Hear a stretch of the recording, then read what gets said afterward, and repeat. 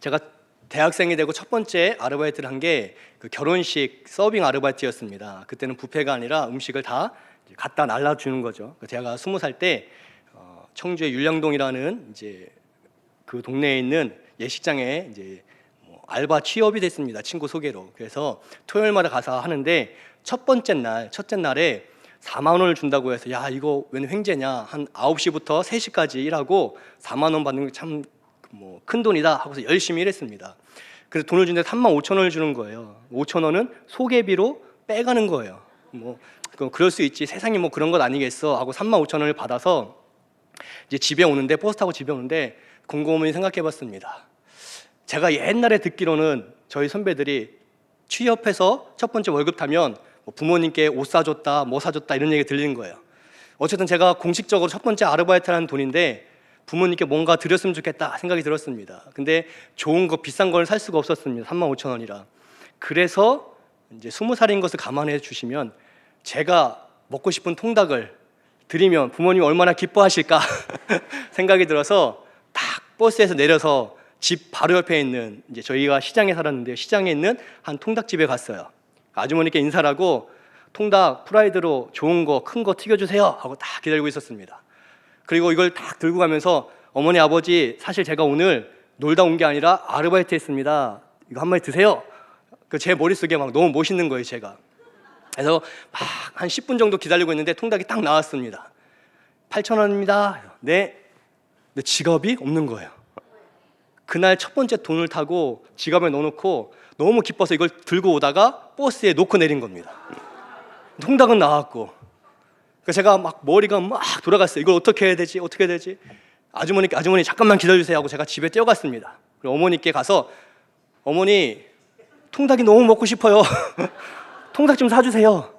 야, 너는 밥때가 되는데 무슨 통닭을 먹냐? 어머니, 나 지금 통닭이 너무너무 먹고 싶어요. 제발 통닭 좀 사주세요. 그래서 어머니가 8,000원을 주셔서 제가 가서 8,000원을 주고 그 통닭을 사왔어요. 그리고 어머니, 아버지 같이 먹어 했더니 야, 너 그렇게 먹고 싶다더니 너 혼자 다 먹어라. 엄마, 아빠는 뭐 밥 먹으면 돼. 안 드시는 거예요. 사실 제가 먹을 통닭이 아니었습니다. 어머니한테 기쁘게 드릴 통닭이었지. 그런데 이 통닭을 혼자 골방에서 저 혼자 먹어야 되는 상황이 된 거예요. 그걸 찍어 먹는데 하나도 맛이 없는 거예요. 이 통닭은 내 통닭이 아닌데. 그냥 그때 알았습니다. 눈물 젖은 통닭을 먹지 않고는 인생을 논해서는 안 된다. 제가 그때 그 슬픔 속에서 시를 하나 적습니다. 너무 슬퍼서 야, 어떻게 인생이 이럴 수 있는가 하고 시를 적었는데요, 처음으로 공개하겠습니다. 수십 년 만에. 통닭과 백숙과 닭도리탕은 항상 있을 것인데 그 중에 제일은 통닭이라. 닭고기서 양념장, 무절 말씀. 제가 그걸 적으면서 어떻게 이 통닭을, 내가 부모님께 기쁨 드리려고 했던 통닭인데 부모님은커녕 나 혼자 이렇게 먹어야 되나 하면서 스스로 참 억울한 마음이 생겼습니다. 제가 이렇게 말씀드리면 꼭 끝나고서 통닭만 생각하시는 분이 계신데요, 통닭 얘기를 들은 이유는 통닭이 중요해서가 아니라 이 이야기가 중요해서입니다. 아무리 열심히 살고 아무리 계획해서 뜻대로 뭔가 하려고 해도 안 되는 게 인생이에요. 여러분, 우리 살면서 왜 억울하다는 생각이 들까요? 억울하다는 생각이 왜 드냐면 열심히 살았기 때문입니다. 공부를 열심히 안 하면 성적 안 나와도 억울하지 않습니다. 취업 준비를 대충 한 사람이 취업이 안 되면 억울하지 않습니다. 가정을요 소홀히 여기고 돌보지 않은 사람이 가정이 엉망이 됐을 때 억울할 일 없습니다. 근데 내가 열심히 공부했는데, 정말 최선을 다해 공부했는데 성적이 안 나올 때 억울함이 생기는 거죠. 내가 취업 준비를 위해 진짜 노력했는데 누군가가, 나보다 열심히 안 한 누군가가 팍 취업이 되어버리면 그게 억울한 거죠. 내가 가정을 위해 열심히 애쓰고 수고하고 헌신했는데 그럼에도 가정에 기쁨이 없고 화목함이 없을 때 억울한 마음이 들죠.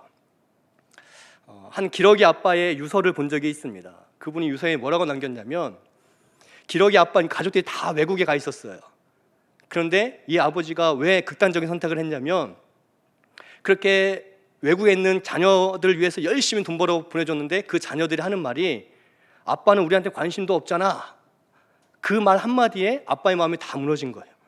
그러니까 아빠가 관심이 없어서 외국으로 보낸 게 아니죠. 외국에 보낸 그 생활비 마련하기 위해 미국에 한 번도 방문하지 못하고 열심히 미국 갈 돈까지도 다 보내는 그런 아빠의 헌신과 희생이 있었는데도 불구하고 아내도 아이들도 시간이 지나서 하는 말이 당신은 우리가 필요로 할 때 없었어.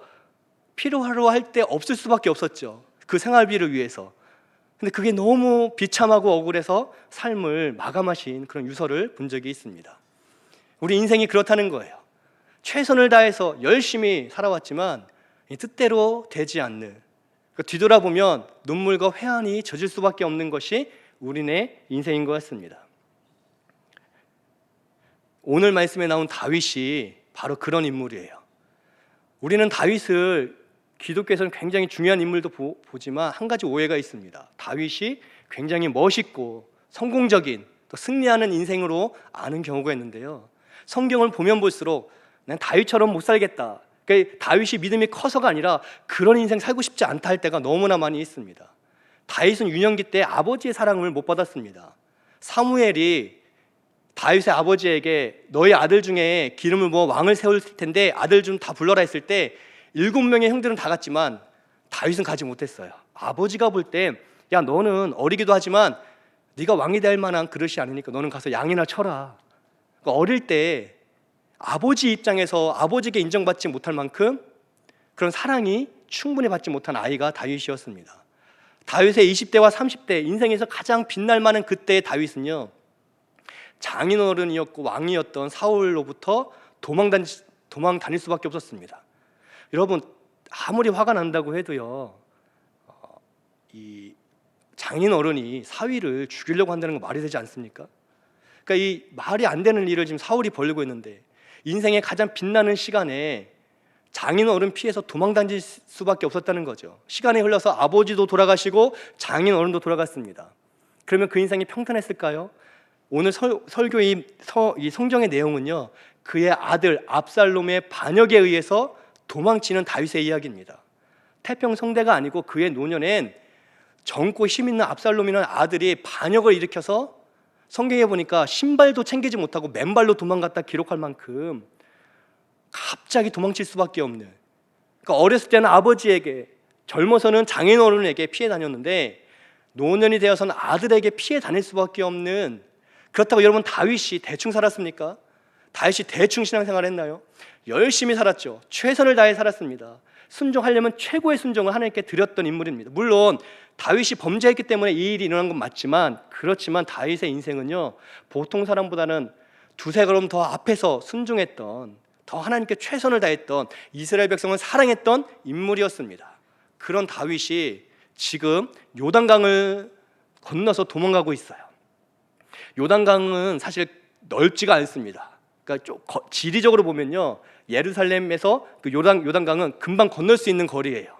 그런데 요단강을 건넜다는 건 지리적인 것만으로도 해석될 수가 없습니다. 왜냐하면 이 심리적인 요소가 큰데요, 우리나라 전라도와 경상도가 선 하나 차이입니다. 선 하나 넘으면 전라도에서 경상도 갈 수 있는데요, 전라도 분들이 경상도로 한 걸음 간다는 거 쉬운 일이 아닌 것처럼, 경상도 분들이 선 하나 넘으면 금방 전라도지만 그 하나 넘는다는 게 사실은 쉽지 않은 것처럼, 요단강을 이스라엘 백성이 건넌다는 건 심리적으로 사실은 쉬운 일은 아니었습니다. 도망갈 데가 너무 없으니까 그나마 마지막 돌파구가 요단강을 건너는 거였어요. 요단강을 건너서는 이때 당시에는 이미 다윗에게 점령되었지만 그 직전까지는 이 모압이란 나라, 또 암몬이란 나라가 다스린 이방 나라의 땅이었습니다. 그러니까 이 땅을 넘는다는 것은요, 사실은 이방 나라의 땅으로 넘어간다는 의미가 담겨 있어요. 그런데 문제는 압살롬이 똑같이 요단강을 넘어서 다윗을 잡으러 오고 있습니다. 이게 무슨 말이냐면, 압살롬이 아버지 다윗을 쫓아내고 왕권을 찬탈했는데 거기에 만족하지 않고 실제로 아버지 다윗을 죽이려고, 그러니까 아버지가 백기를 든 채, 손을 든 채 요단강을 건너는, 신앙적인 의미로 본다면 요단강을 건넜다는 건 포기했다, 두 손 들었다는 뜻인데, 그런 아버지 가서 죽이겠다고 쫓아온 거예요. 그러니까 지금 다윗이 지금 마하남이라고 하는 요단강을 건너 그 조그만 동네에 도착했는데 그 문 앞까지 압살롬이 찾아왔습니다. 그럼 다윗이 도대체 어떤 인생을 살았길래 이런 비참한 순간을 맞이해야만 할까요? 다윗은요, 그렇게 큰, 인간적으로 본다면 잘못을 한 게 아닙니다. 그런데 열심히 언제나 최선을 다하려고, 물론 잘못할 때도 있었고 그래서 회개할 때도 있었고 하나님께 벌 받을 때도 있었고 오늘 이 말씀도 그 중에 하나이지만, 그러나 다윗은 평범한 사람들보다는 훨씬 하나님 앞에 아름다운 신앙을 갖고 신앙생활을 했던, 또 자기의 삶의 자리를 지켰던 인물인데, 지금은 그렇게 열심히 살고 그렇게 최선을 다했지만 그 발행과 뜻과는 달리 요단강까지도 건너서 자기를 죽이러 오는 아들을 볼 수밖에 없었습니다. 그런 다윗을 3명의 사람이 찾아와 만나는데, 그 사람들은 오늘 27절에 나와 있습니다. 마하나임에 도착했을 때 누가 다윗을 찾아왔냐면, 암몬 족속에 속한 라빠 사람 나하스의 아들 소비, 로데발 사람 암미엘의 아들 마길, 로글림 길르앗 사람 바르실레, 소비, 마길, 바르실레라는 사람이 찾아와요. 이 사람들이 누군지 설명을 드리겠습니다. 먼저 암몬 족속 라빠 사람 나하스의 아들 소비. 이 소비라는 사람은요, 나하스가 암몬의 왕이었습니다. 그러니까 자기 아버지가 왕이었는데 다윗과 사이가 좋았어요. 근데 아버지가 돌아가시고 첫 번째 아들 하눈이라는 아들, 그러니까 소비의 형입니다. 하눈이라는 아들이 이제 왕이 됐어요. 암몬의 왕이 됐는데, 다윗이 나하스 왕이 죽었을 때 이제 신하들을 보내서 조문하게 합니다. 그런데 이 하눈이라는 왕이 저 다윗 우리나라 염통하는 거 아니냐 하면서 이 신하들의 수염을 자르고 옷을 찢어서 맨몸으로 쫓아내버려요. 다윗이 너무 화가 나서 군대를 이끌고 와서 암몬, 특별히 이 라빠라는 성을 점령해버립니다. 이 하눈이 어떻게 됐는지도 몰라요.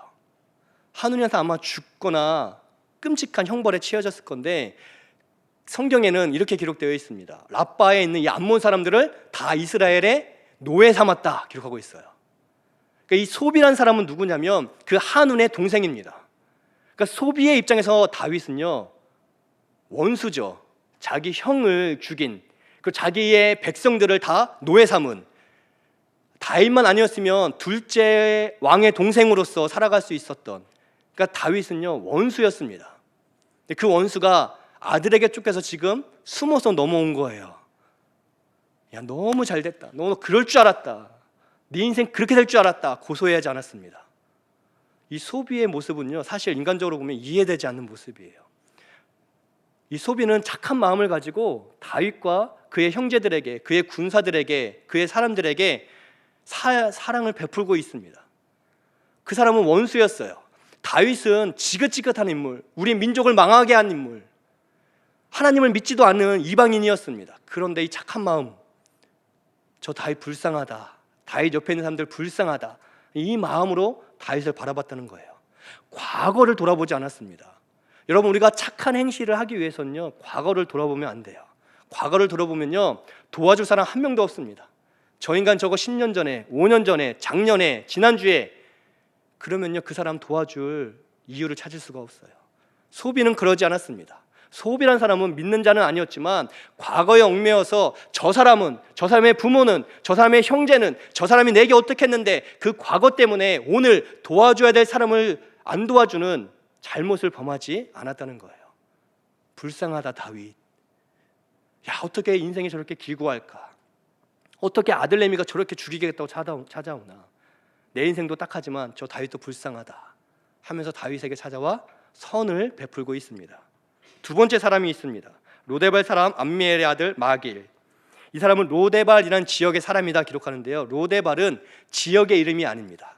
로데발은 대발 이런 뜻인데요, 로라는 것은 없다라는 뜻이고요, 대발은 목초지라는 뜻입니다. 쉽게 말하면 목초지가 없다, 초장이 없다, 그런 동네예요.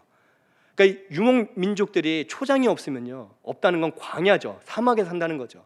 누가 사막에 살까요? 하층민들, 가장 가난한 사람들, 가장 힘들고 보잘것없는 사람들이 목초지가 없는 곳에 삽니다. 그러니까 이 로데발이라는 것은 무슨 뜻이냐면, 우리로 비유한다면 달동네, 저 달동네 사람 마길, 그 사람이 지금 찾아온 거예요. 돕겠다고, 자기 코가 석자인데 돕겠다고 지금 찾아온 거예요. 여러분, 마길은요 내가 어떻게 다윗을 도와서 인생 한번 나중에 펴보자 이런 마음으로 온 게 아닙니다. 이 마길은 사무엘 앞장에 또 나오는데, 미리 나오는데, 이 사람이 불쌍한 다윗을 지금 돕고 있는데 그 전에 도왔던 사람이 있습니다. 무비 보셋이라는 사람입니다. 다윗이 이스라엘 왕조, 이스라엘을 통일해서 이제 왕이 될 때 사울도 죽고 그의 아들 요나단도 죽었습니다. 그리고 사울 일가가 다 죽고 아니면 쫓겨났습니다. 그렇게 도망쳤죠. 왜? 다윗이 새롭게 왕조가 되니까 복수할까 봐, 죽일까 봐 사울의 가족들이 뿔뿔이, 사울의 종들이 흩어졌습니다. 그런데 그 중에 요나단의 아들이 있었는데 장애가 있는 아들이었습니다. 다리를 저는 무비보셋이라는 아들이었어요. 근데 아무도 이 아이를 불쌍히 여기지 않았습니다. 왜냐하면 패망한 왕조니까 혹시 무비보셋을 내가 도와주다가 다윗 또는 다윗의 사람들에게 눈에 띄면 반역자가 될 수 있으니까. 그래서 그때 당시에 부자들, 그때 당시에 유력한 사람들이 아무도 도와주지 않았어요. 근데 로데발 사람 마길이 무비보셋을 데리고 가서 그를 키웁니다. 그게 성경에 기록이 되어 있어요. 어떤 분들은 이 마길이라는 사람이 사울의 신하였다라고 추측도 합니다. 근데 증거는 없습니다. 사울의 신하건 신하가 아니건 그게 중요한 게 아니라 적어도 이 마길이라는 사람은 딱하다, 불쌍하다, 고아처럼 다리 저는 이 아이, 아무도 돌보지 않는, 정치적으로는 위험에 처할지 모르지만 그게 중요한 게 아니라 이 한 명의 아이, 요 생명 아무도 돌보지 않는데, 내가 가난하지만, 내가 부족하지만, 나도 힘들지만, 나도 먹을 거 없지만 이 아이 내가 데리고 가서, 척박한 환경이지만, 로데발 같은 환경이지만 그래도 내가 키워야겠다고 데리고 갑니다. 그리고 키워줘요. 나중에 다윗이 왕이 된 다음에 그 소식을 알고 무비보셋을 이제 데리고 갑니다. 왕궁으로. 지극히 무비보셋을 대접하는 이야기가 나와요. 그때 마길이 제가 키웠는데요, 제가 도와줬는데요, 나에게 상 안 주나요? 하지 않았습니다. 마길은 그냥 자기 집에 있었어요. 그런 마길이 마치 무비보셋처럼 모든 사람이 다윗을 떠나고 모든 사람이 다윗에게 손가락질하는 그 순간에 다윗에게 찾아와서 불쌍하다 다윗, 나도 가난하지만 당신도 너무 불쌍하다 하고 그에게 선을 베푸고 있다라는 거예요. 여러분, 소비라는 사람을 보면요, 나랑 친한 사람이라고 돕고 나랑 친하지 않다고 안 도우는 그런 게 아니라는 것을 알 수 있습니다. 착한 마음은요, 친해도 도와야 되지만 친하지 않고 나아가 원수 같더라도 그러나 불쌍하다, 이 딱한 마음이 생기기 때문에 도와주는 것, 그게 하나님 보시기 아름다운 착한 마음이라는 거죠. 또한 이 마귀라는 사람을 보면요, 내가 나중에 부자 되면, 나중에 돈 벌면 하겠다, 그렇지 않습니다. 내 형편대로, 내가 부족하지만, 내가 가난하지만, 내가 목초지 없는 광야에 살고 있는, 달동네에 살고 있는 사람이지만 아무도 돌보지 않는 이 무비보셋, 아무도 기억하지 않는 이 다윗, 내가 갖고 있는 거 한 개라도 나눠줘야지 했던 이 마음으로 찾아왔다는 거죠. 또 한 명이 나옵니다. 길앗 사람 바르실레. 이 사람은 이 지역의 그나마 유지였습니다. 부자였고 또 힘이 있는 인물이었습니다. 근데 이 바르실레는 나이가 80세가 넘은 어르신이었어요. 이게 무슨 말이냐면 80세가 넘었다는 얘기는 현역이 아니라는 거죠. 지금 압살롬과 다윗이 싸우고 있는 중이에요, 눈앞에서. 거기서 압살롬의 편을 들거나 다윗의 편을 들다가 괜히 내 명예만 깎인다라고 생각할 수도 있어요. 그러니까 젊은 사람들이 알아서 할 일이고 나는 그냥 뒤로 빠져 있으면 돼. 왜? 내가 갖고 있는, 내가 유지하고 있는 이 부요함, 괜히 송사에 휘말려서 뺏길 수도 있고 또 죽을 수도 있고, 어쩌면 내 명예가 떨어질 수 있으니까 내 평생에 쌓은 이 명예, 이 부요함 그냥 내가 갖고 있으면 돼. 나중에 누군가 이긴 사람이 있으면 그 사람한테나 선물 보내면 되지 뭐 해도 되는 인물이었어요. 여러분, 80세가 가난한 사람을 돕는다는 거 쉬운 일이 아닙니다. 젊은 사람들의 역할이다.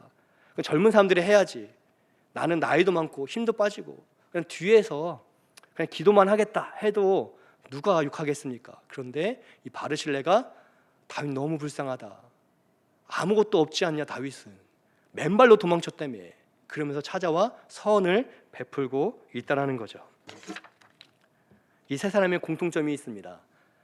다윗이라고 해서 도와준 게 아니라는 거예요. 저 다윗이다, 지금 도와주면 혹시나 하나님이 다윗을 높여주면 나를 기억하지 않을까, 나에게 갚지 않을까, 이 은혜를 나중에 다윗이 100배로 갚아주지 않을까, 그런 계산이 없었다는 거예요. 그냥 착한 마음으로. 다윗 너무 딱하다, 개인적으로는 원수지만 너무 불쌍하다, 어떻게 이런 일이 있을 수 있냐, 하루아침에 아들내미가 아버지를 죽이겠다고, 이건 말도 안 된다, 나라도 가야지. 여러분, 다윗이 요단강을 건널 때 이스라엘 백성 중에 일부는 찾아와서 다윗을 조롱했어요. 다윗을 향해 손가락질, 너 잘됐다, 너 잘난 척하더니 너 그럴 줄 알았다. 여러분, 다윗은요, 가족들에게도 사랑받지 못했고 백성들에게도 인정받지를 못하고 있음을 보여주고 있어요. 잘 나갈 때는 백성들이 존경했지만 다윗이 어려움을 처할 때 백성들이 손가락질했습니다. 저거 요단강 건너는 저거 다시는 못 올 거다라고 저주했어요. 근데 이방 민족이었던 소비라는 사람은 원래는 원수였던 사람인데 그러나 이 사람은 착한 마음을 가지고 다윗 너무 딱하다 찾아왔어요. 마귀라는 사람은 가난했습니다. 근데 이 사람 너무 불쌍하다. 나도 가진 것 없지만 빵 하나라도 나눠야지 찾아왔어요. 바르실레는 부자였지만 80세면요 남을 도와주지 않아도 괜찮습니다. 젊은 이들의 몫이다 하고 뒤로 빠져 있으면 그 고상한 명예에 지킬 수 있죠. 그런데 그러지 않았습니다. 송사에 휘말려도 다윗 너무 딱하다. 나라도 가 도와야지. 이 세 명이 찾아왔다는 거예요. 이들은 다윗과 일명씩도 없었던 사람이었습니다. 다윗을 알았던 사람들은요 주저했어요. 혹시 압살롬이 이기면 어떻게 될까 싶어서. 근데 그것을 가장 신경 써야 될 세 사람은 신경 쓰지 않고 오히려 다윗에게 찾아왔다는 거죠. 이들의 이 착한 마음으로 환대를 받고 사랑을 받고 그리고 비로소 다윗이 회복이 됩니다. 트라우마처럼 가족에게도 버림받았던 그의 아내는요 다윗을 조롱하기도 했었잖아요. 그리고 자기가 그렇게 사랑했던 이스라엘 백성들 중에 한 명도 나서는 사람이 없이 오히려 찾아와 손가락질하는 사람들이 있었다는 거죠. 그런데 요단강을 건너면서 얼마나 비참했을까요? 이방 땅으로 들어가면서 얼마나 억울했을까요? 내 인생 평생의 점수가 고작 마지막 순간에 아들에게 쫓겨 이방 민족에 도망갈 수밖에 없는. 여러분 그 젊어서 고생은 사서도 한다고 하잖아요. 다윗이 젊을 때 블레셋으로 도망간 적도 있습니다. 괜찮습니다. 젊을 때는 실패할 수 있죠. 젊을 때는 이방 민족에게 도망가도 괜찮아요. 근데 노년에 이렇게 비참하게 이방 민족의 땅으로 도망간다는 건요 그의 인생의 결과물일 수 있다는 거예요. 그런데 거기를 고개를 푹 숙이고 억울하고 화가 나고 눈물로 점쳐지고 있을 때 그런데 만나본 적 없는 사람들을 통해 위로를 받고 있어요. 이 착한 마음을 갖고 있는 사람들. 29절 마지막 부분에 보시면 막 왜 갖다 줬냐 28절 29절에 이들이 왜 이걸 갖다 줬냐 29절 마지막에 이는 그들 이 세 명의 생각에 백성이 들에서 시장하고 고나고 목마르겠다 함이더라. 다윗 옆에 있는 같이 도망친 저 사람들 얼마나 배고플까 얼마나 목마를까 딱하다 하는 이 마음 순전히 이 마음 때문에 찾아와서 도와줬는데 그것을 통해서 다윗의 사람들이 위로를 얻고 힘을 얻고 그리고 바로 18장에서 전열을 재정비해서 결국 역전시켜 이기고 있음을 성경이 증언해주고 있습니다. 만약 이 세 명의 사람이 찾아오지 않았다면 다윗이 다시 일어나는데 훨씬 더 오랜 시간이 걸렸을지도 모르겠어요. 근데 이들은 사심없이 다윗을 불쌍히 여기는 이 착한 마음을 가지고 찾아와서 다윗의 눈물을 닦아주고 기운을 차릴 수 있도록 힘을 낼 수 있도록 도와주었다는 거죠. 착한 마음을 가진 이들이 그냥 먹을 것을 대접하고 손대접을 하는데 하나님은 이것을 통해서 다윗이 이 어려운 상황을 이길 수 있도록 선한 능력으로 선한 변화로 다윗의 인생을 바꾸어 주셨음을 17장과 18장에서 우리에게 보여주고 있습니다. 왜 하나님께서는 이 세 명의 착한 마음을 통해서 다윗의 삶에 선한 변화가 나타날 수 있도록 인도하셨을까요? 왜 이 일을 이런 이방인들 보잘것없는 마귀라는 사람 또는 뒤로 물러가도 상관없는 나이 든 사람 이들의 이름을 왜 성경에 굳이 기록했을까요? 이들의 마음이 바로 예수님의 마음과 같기 때문입니다. 예수님이 우리를 사랑하실 때 사적인 감정을 동원하지 않았습니다. 예수님이 우리를 사랑할 때 그냥 사랑해 주셨죠. 예수님은 우리를 사랑하실 때 사적인 감정을 만약 동원했다면 구원받을 사람 아무도 없습니다. 왜냐하면 우리는 십자가의 원수된 사람들이었기 때문에. 십자가의 원수라는 것은 예수님의 원수된 사람들이죠. 예수님은 우리를 원수로 여기지 않았습니다.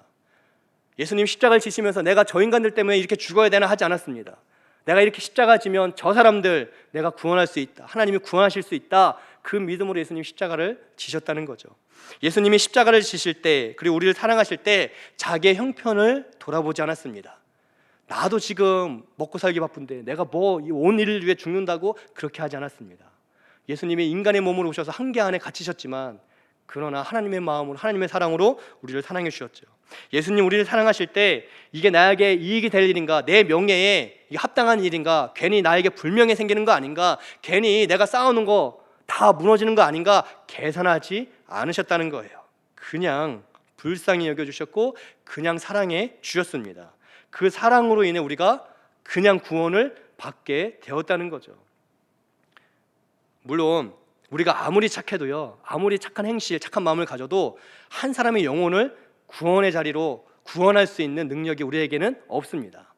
그건 예수님만이 하실 수 있는 일이죠. 그렇지만 우리가 가난한, 불쌍한 누군가를 보면서 야, 잘됐다, 고사하다, 내가 너 그럴 줄 알았다, 또는 그것을 모른 척하고 나도 먹기 살기 바쁜데 뭐 나만, 자기만 어렵나 나도 어렵지 뭐, 또는 괜히 송사에 휘말리면 복잡하니까 알아서 어떻게 되겠지 하고 뒤로 빠지는 게 아니라 오늘 소비, 마길, 바르실레처럼 불쌍해서 그 어려움 당한 사람이 나랑 관계가 힘든 사람일지라도, 나랑 관계가 서먹서먹한 사람일지라도, 심지어 내 원수일지라도 그 사람이 잘못됐을 때 고소해야 한다면, 그 사람이 잘 될 때 배 아파한다면, 여러분 죄송한 표현이지만 도대체 평생도록 어떤 마음으로 신앙생활을 하신 건지 저는 묻지 않을 수가 없습니다.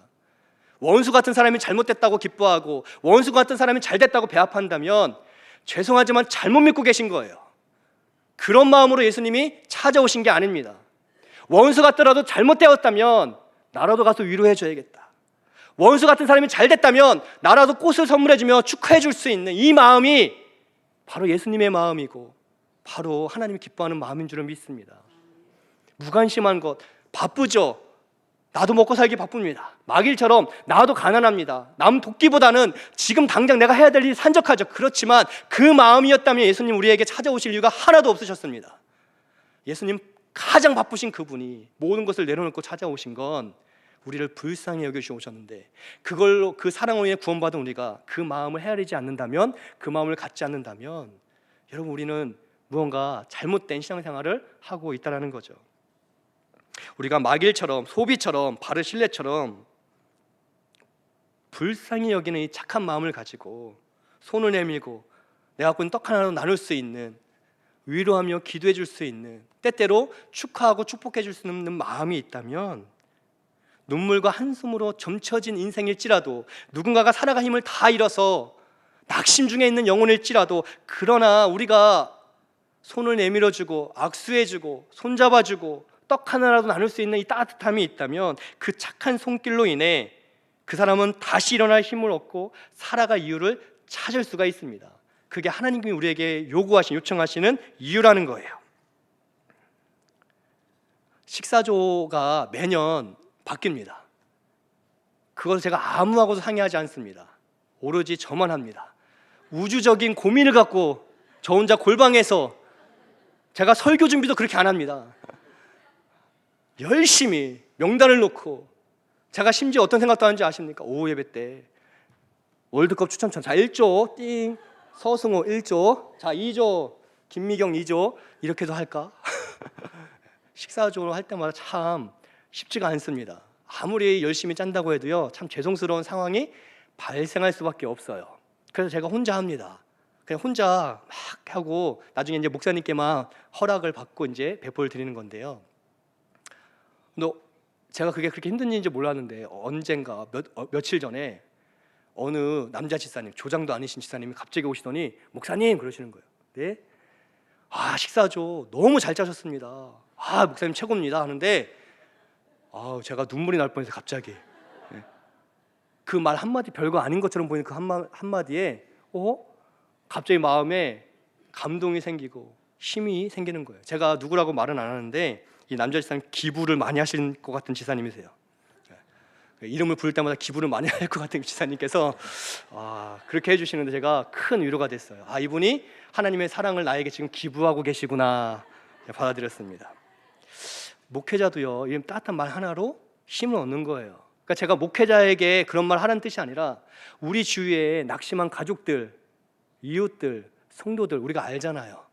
관심 없어 하는 게 아니라 내가 가서 손을 내밀어 준다면, 따뜻한 말을 해준다면, 기도하지 못하고 있다면 너 왜 기도 안 해가 아니라 내가 기도해 줄게 라고 말을 건네준다면 그 사람이 살아갈 힘을 얻도록 나는 착한 마음을 갖고 다가섰을 뿐인데 하나님은 선한 변화로 가정을, 일터를, 교회를 바꿔주심을 믿습니다.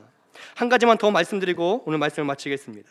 다윗이 다 회복이 되었습니다. 18장에서 그 성으로 돌아갈 때 이 세 명 중에 대표자였던 바르실레 어르신, 이 바르실레를 찾아가서 정중히 요청합니다. 내가 왕인데 우리 성으로 가시죠. 제가 이제 아버지처럼 제가 이제 당신을 모시겠습니다. 이런 영광이 어디 있습니까? 근데 바르실레가 아닙니다. 저는 나이가 많은데 제가 무슨 영광을 보겠다고 거길 갑니까? 저는 고향에 있겠습니다. 왕이시여 혼자 다시 그 왕의 자리로 가십시오라고 하는데 바르실레의 성품이 여기서 드러나는 거예요. 근데 열왕기상 2장에 보시면 다윗이 죽을 때 죽기 직전에 솔로몬을 불러 아들 솔로몬에게 유언을 합니다. 우리가 잘 알고 있죠. 너는 힘써 대장부가 되라. 너는 율법의 말씀을 듣고 순종해라. 막 이런 이야기를 막 하죠.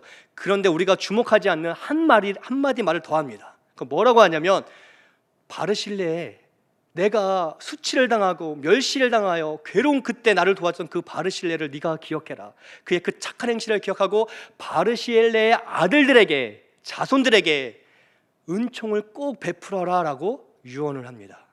이 바르실레가 나에게 너무너무 귀한 일을 했고 이 사람을 통해 내가 회복됐다, 내가 변화됐다, 내가 역전했다. 그의 자손들에게, 그의 아들들에게 솔로몬 너는 꼭 은총을 베풀어야 된다라고 부탁을 합니다. 그 장면이 왜 나오냐면 하나님께서 착한 마음을 갖고 있는 사람들의 그 착한 마음, 착한 행실을 다 알고 계실 뿐더러 반드시 하나님이 갚아 주신다는 거예요. 소비와 마길과 바르실레가 다윗에게 착한 마음으로 베풀 때 그 수혜자는 다윗처럼 보였는데, 그런데 성경에서는 물론 수혜자가 다윗이 맞지만 그 착한 마음, 그들이 이방민 사람이었고 한 명은 가난했고 한 명은 노년의 사람이었지만 하나님은 그것을 다 기억할 뿐더러 그의 자손들에게, 그의 가문들에게 갚아 주신다, 이것을 분명히 우리가 알 수 있도록 기록해 주셨다는 겁니다.